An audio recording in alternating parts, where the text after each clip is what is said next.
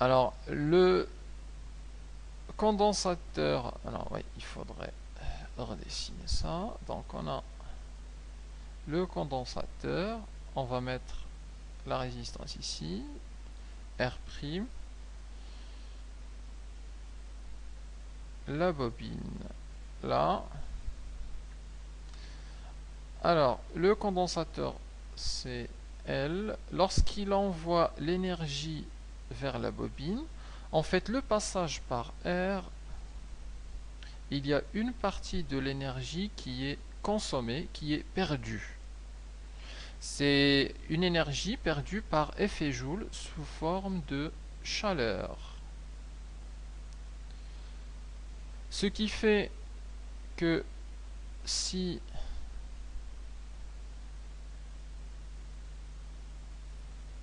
euh, si le condensateur envoie tant que ça d'énergie, alors la bobine, lorsqu'elle renvoie son énergie, elle renvoie seulement une partie, puisqu'une petite partie est perdue par chaleur. Au deuxième tour, le C, il renvoie l'énergie, donc là, avec 2. La bobine, elle n'en reçoit qu'une partie, puisque la résistance en a perdu encore un peu.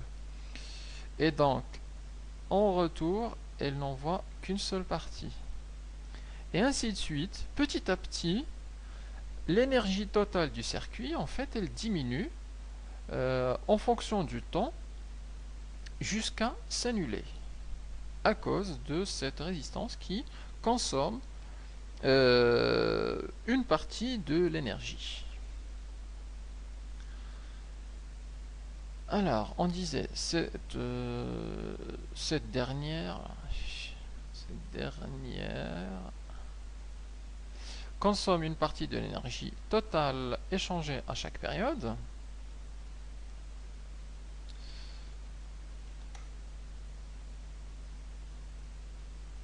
Cette consommation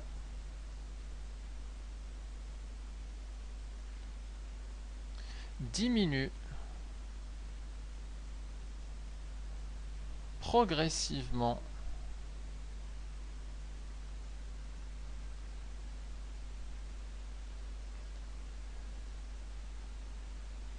l'énergie totale du circuit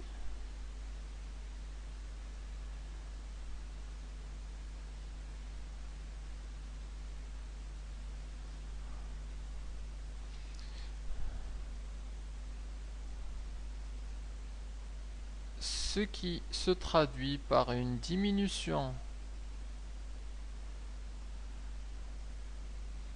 de l'amplitude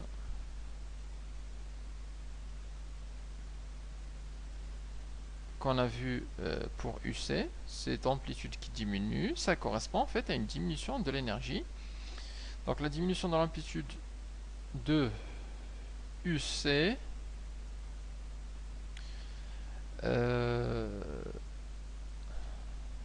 est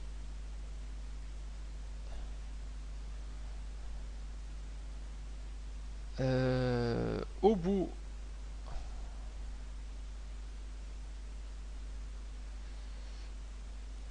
de l'expérience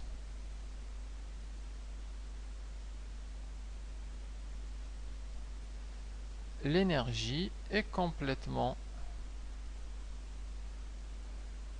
l'énergie du circuit est complètement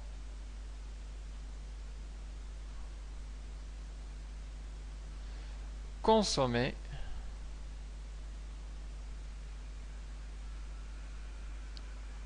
dans la résistance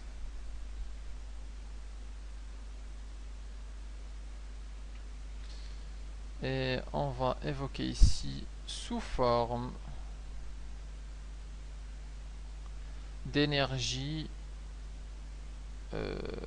thermique, c'est-à-dire une chaleur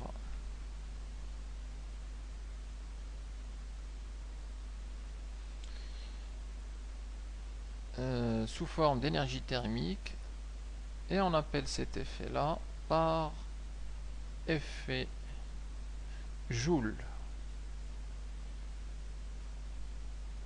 C'est l'effet qui consiste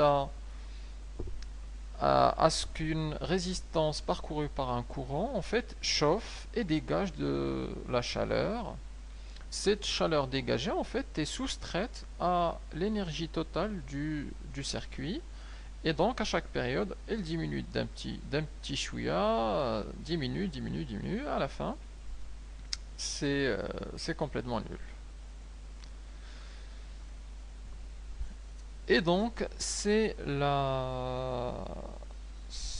l'explication de de la diminution des oscillations. Alors reste une petite partie, enfin quelques petits calculs pour trouver l'équation différentielle. Alors là je vais séparer simplement deux cas. Lorsqu'on a R égale 0 et lorsque le R est non nul. Alors lorsque le R est égal à 0, on a simplement le circuit LC.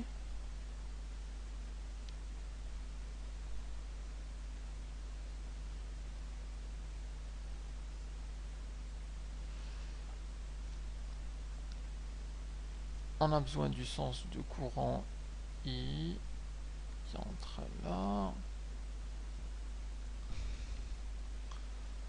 Donc la tension UC et ici c'est UL. Alors si on applique la loi d'additivité des tensions, ça nous donne UL plus UC égale 0.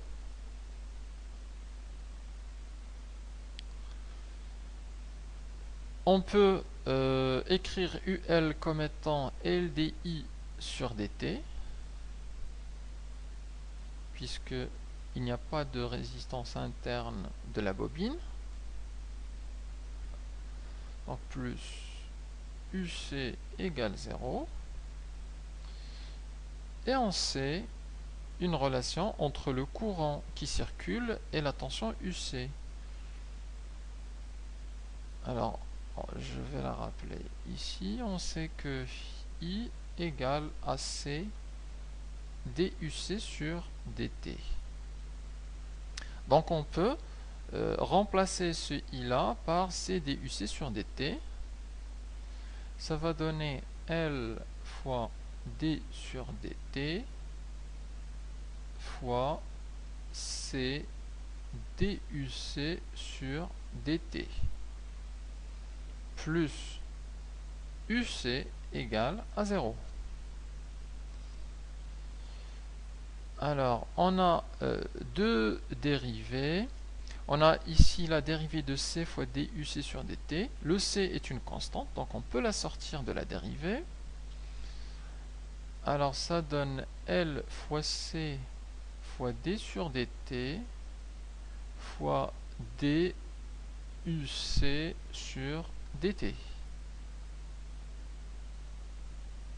plus UC égale à 0. La dérivée de UC sur DT, on a ici deux dérivées par rapport à UC. Donc ça correspond à la deuxième dérivée de UC sur DT carré multiplié par LC plus UC égale à 0, ce qui correspond à l'équation différentielle d'un circuit LC idéal. C'est l'équation différentielle d'un circuit LC idéal où il n'y a pas de résistance.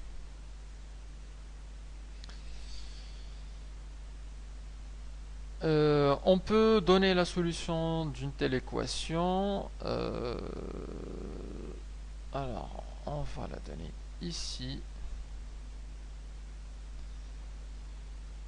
Sa solution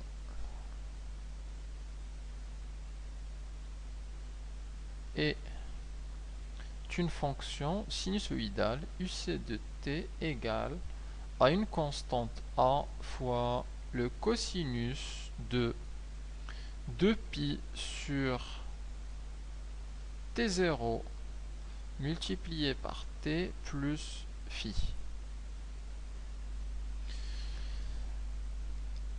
Sachant que le a et phi sont deux constantes, le a c'est l'amplitude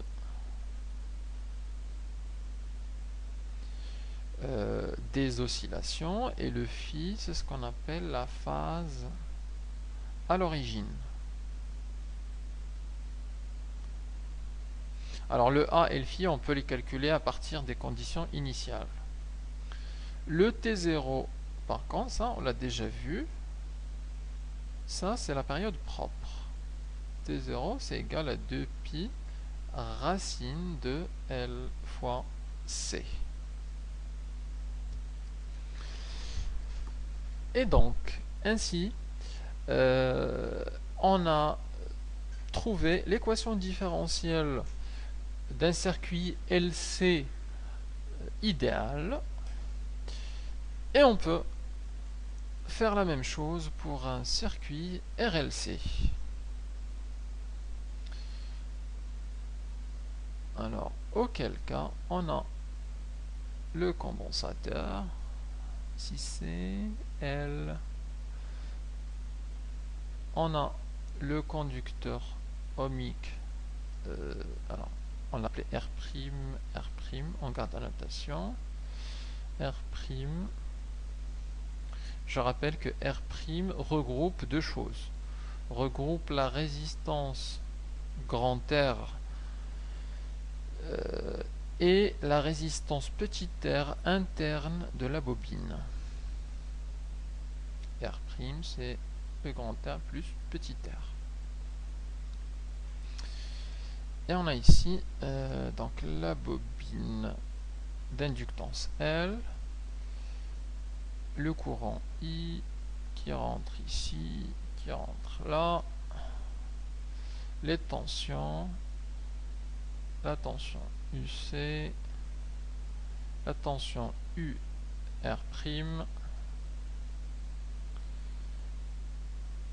et la tension UL.